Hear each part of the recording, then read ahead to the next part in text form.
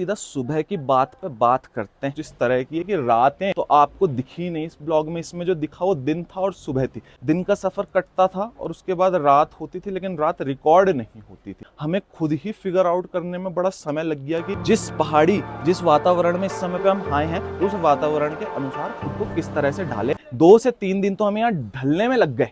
अब तीसरे दिन थोड़ा समझ आ रहा है कि कहाँ पहुंचे हैं, कहाँ हैं, क्या कर रहे हैं। नहीं तो माउंटेन सिकनेस भाई, हेडेक, बहुत सारी तकलीफों से हम जूझ रहे थे। इस समय हमारे सामने गांव देख रहे हैं और पहाड़ियां देख रहे हैं। इस गांव का नाम है तोश। ये इस वैली का सबसे हाईएस्ट गांव है। इसकी हाइट है 7,900 फीट से भी ऊपर। इस वैली का the highest point you can consider it. वैसे तो आप कहेंगे कि यार खीरगंगा तो शायद से इससे और ऊंचाई पे है, या फिर खीरगंगा से जो अन्य ट्रैक्स जाते हैं। पर मेरे भाई वो ट्रैक्स हैं। खीरगंगा में मानव बस्ती नहीं है। खीरगंगा में लोगों के गांव नहीं है, लोगों की बस्ती नहीं है, मनुष्य मौजूद नहीं। ट्रैकिंग के लिए स्पेशल ओकेजन की वजह से वहां सड़क भी है, रास्ता भी, गाड़ी लाने के लिए, मन में आस्था भी, आस्था के साथ साथ रहने के लिए निवास स्थान भी। ऊपर गांव है, पर हम रुक गए थोड़ा पहले। रात में आइडिया नहीं मिल रहा था रोड का कि कहाँ खाई है, कहाँ रोड, कहीं नीचे ना गिर जाए खाई में। रोड को छोड़ के कहीं किनारे से हम किनारे ना हो जाएं, तो किनारे में हम किनारे ना हो जाएं, इसलिए हमने गाड़ी को किनारे। एक होटल देखा जो था पूरा वुडन हाउस। अब इस होटल की खूबसूरत बात क्या है कि अभी ये नया बना है, आप देख सकते हैं लकड़ी तक नहीं है, अभी तक इसकी शाइन नहीं उतरी। और कमरे का टूर आपको इसलिए नहीं दे रहे क्योंकि तबाही मच जाती है रात में। खाना पीना, बिस्तर, लौंडे जो होते हैं बड़े ही इल मैनर्ड होते हैं।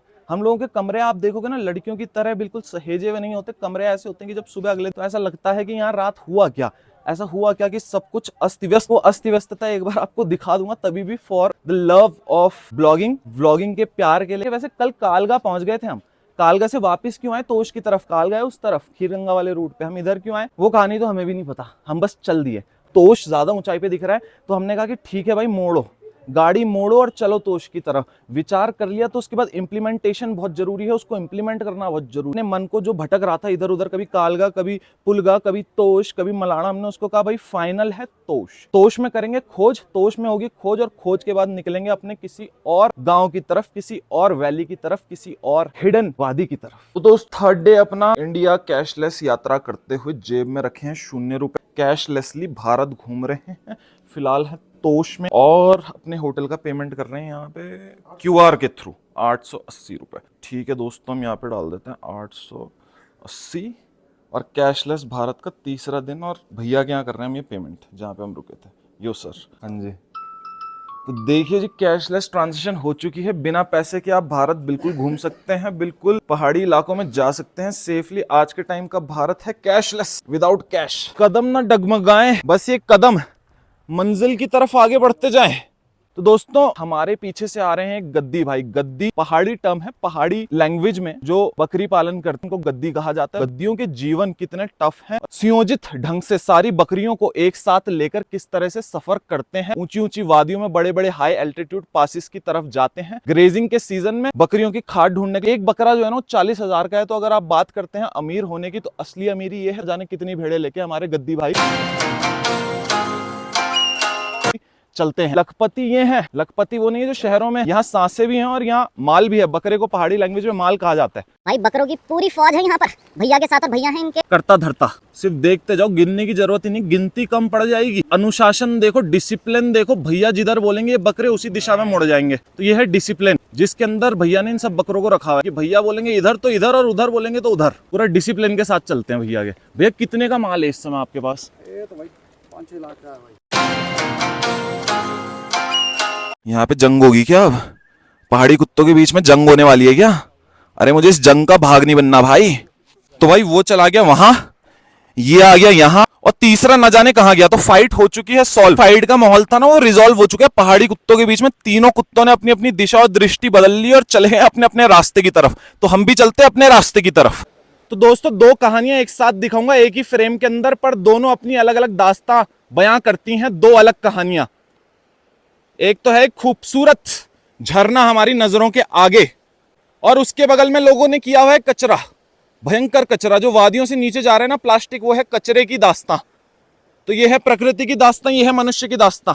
और आजकल इन दोनों के बीच में बड़ा टकराव चल रहा है, समझ रहे हो? आजकल सुविधा और जीवन में सरलता, इन 2 धारणाओं के बीच में युद्ध छिड़ा हुआ है। कुछ कह रहे हैं भाई सरल रहने दो जीवन को, जैसे ऊपर वाले ने बनाया, जिस तरह से उसने दिया, जो संसाधन जिन 5 तत्वों से हम बने उन्हीं से कहीं ना कहीं अपने जीवन को जितना अच्छे से हो सके काटना चाहिए, प्राकृतिक माहौल में रहना चाहिए और आर्टिफिशियल चीजें कम होनी चाहिए। दूसरी तरफ लोग कह रहे भैया सड़कें आएंगी तो होटल बनेंगे तो 10 चीजें। प्लास्टिक का कोई इलाज नहीं है, चिप्स से लेके कुरकुरे, सेंटर फ्रेश से लेके हजमोला सब आती है प्लास्टिक के अंदर। वो प्लास्टिक के रैपर यहाँ भी पहुंच रहे हैं क्योंकि सिविलाइजेशन वादियों में भी आ रहा है, पहाड़ों में भी आ रहा है। अब सवाल ये है कि किस तरह से विकास किया जाए, लेकिन उसके लिए प्रकृति दांव पे ना लगे, क्योंकि विकास के साथ साथ कहीं प्रकृति के साथ अन्याय हो रहा है।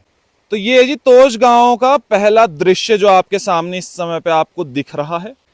यह है तोश गांव की पहली झलक और यह है तोश वैली ऊपर पे, और नीचे है आपका पूरा पार्वती वैली। पीछे जो ग्रेटर हिमालय रेंज आपको दिख रही है ना, ये सब पार्वती वैली का पार्ट है, ये पूरी पर्वत श्रृंखला। ये देखो भाई, यहां देखो आप भेड़ें, देखते जाओ कितनी है, कितना माल है भैया के पास इस समय पे, जो भैया ऊपर से आ रहे हैं, गद्दी भैया। और वो भेड़िया अभी पूरा यहाँ से होते हुए इस पुल से इधर की तरफ आएंगी और फिर नीचे की तरफ जाएंगी वैली में, जो थोड़े निचले इलाके हैं। द्वार पर हम आ चुके हैं, एंट्रेंस पर हम आ चुके हैं। जो नीचे छोटा सा पुल दिख रहा है ना, ये जो छोटा सा पुल है, इस पुल को क्रॉस करके पीछे जो गांव है आपका वो है तोश। 500 से 800 मीटर मेरे ख्याल से यहाँ से पैदल चल के हमें आना पड़ा, एक आधा किलोमीटर लमसम आगे अपनी मंजिल की तरफ। देखते हैं कि क्या देखने लायक ये पहाड़ अपनी दास्तां बयां कर रहे हैं दोस्तों। और ये जो कचरा है ना, ये लोकल्स की वजह से नहीं होता, ये हम टूरिस्ट की वजह से होता है। इसीलिए कहते हैं रिस्पॉन्सिबिलिटी लेना सीखें। जब वादियों में आए हैं आनंद लेने के लिए, तो आनंद की एक कीमत चुकानी पड़ती है, थोड़ा कष्ट करना पड़ता है, थोड़ा सा कष्ट। जो पैकेट खाया, जो रैपर खाया, उसे वापस जिस गाड़ी जिस वाहन से आप यहाँ आए उस वाहन में रख दीजिए और उसे एक सही जगह पे जहाँ पे डंपिंग जोन हो वहां जाके डंप कीजिए। क्यों इन वादियों को खराब करना, क्यों इनकी सौंदर्यता पर इस तरह का धब्बा लगाना गलत है, ये बिल्कुल अनुचित है। तो भैया तोश गांव की संकरी गलियों से होते हुए हम वादी के इंटीरियर में जा रहे हैं, गांव के इंटीरियर साइड में जा रहे हैं। एक्सटीरियर साइड से, बाहर से हम गांव के भीतर की तरफ प्रस्थान कर चुके हैं और इन छोटी छोटी पगडंडियों से, छोटी छोटी सड़कों से होते हुए खूबसूरत गांव के नजारे देखते हुए, आर्किटेक्चर, पहाड़ी आर्किटेक्चर घरों में जो देखने के लिए मिलता है, ये बहुत ही उम्दा है। इन कंडीशंस में जहां इतना टफ है रहना, इतना मुश्किल है, सांसें उखड़ती हैं, वहां पर इतना बेहतरीन इंफ्रास्ट्रक्चर, तो दात है भाई पहाड़ी लोगों के लिए, हेड्स ऑफ है। देखो मुझे लगता है ये जो घर नीचे आपको देखने के लिए मिल रहा है 50 से 60 साल पुराना है। तो कुछ इस तरह से होते थे पौराणिक घर, पहाड़ी घर जिन्हें हम कहते हैं, है ना। अब ये जर्जर होने को है, लोग रहते हैं मेरे ख्याल से यहाँ, काफी पुराना घर है। और ये हैं थोड़े नए बने हुए मकान, ये देख लीजिए। और ये है कम से कम आज से 2 जनरेशन पीछे का घर, और यह है नई जनरेशन का घर। कुछ दृश्य हैं, मनमोहक दृश्य जो देखने के लिए मिल रहे हैं, अलग अलग प्रकार की चीजें देखने के लिए मिल रही हैं। माइंड को फ्री करके बस आगे की तरफ सफर पे ध्यान है ब्रो। इस समय हम खड़े हैं शैलोम कैफे में। शैलोम कैफे जो है ना, ये आपका तोश के अंदर गांव के बीच में एक छोटा सा कैफे है, जो बहुत ही खूबसूरत है, जिसमें कलर है, वेरिएशन है, डायमेंशन है, जिसके रूप रंग थोड़ा कुछ अलग ही है, भिन्न टाइप का। देख सकते हो छोटी छोटी क्राफ्ट जो है ना, इस कैफे की खूबसूरती को बढ़ा रही है, इस कैफे की खूबसूरती को और निखार रही है। साथ में जो 360 सराउंडिंग में तोश वैली का व्यू है, वो तो 4 चांद लगा ही रहा है भाई इसमें। वो तो इसमें एक एलिमेंट, एक अलग ही सौंदर्यता इस समय, इस क्षण, इस पल में जोड़ रहा है, जिसका आनंद हम ले रहे हैं। तो आपको जरा सिनेमैटिक दिखा देता हूं कैफे के, आप भी देखोगे कितना रंगीन कैफे और कितनी रंगीन घाटी है, और कितने रंगीन यहाँ के लोग हैं, और कितने साहसी हम हैं जो हम यहाँ आए हैं एक्सप्लोर करने के लिए। आधी रात में गाड़ी फंस गई थी, पर तभी भी भाई हौसले नहीं छूटे, गाड़ी लाए, खुद भी आए, और अब आपको भी लेके आ रहे हैं इस गांव के बीच में वर्चुअली अपने व्लॉग के माध्यम से। तो चलिए व्लॉग के थ्रू ही आपको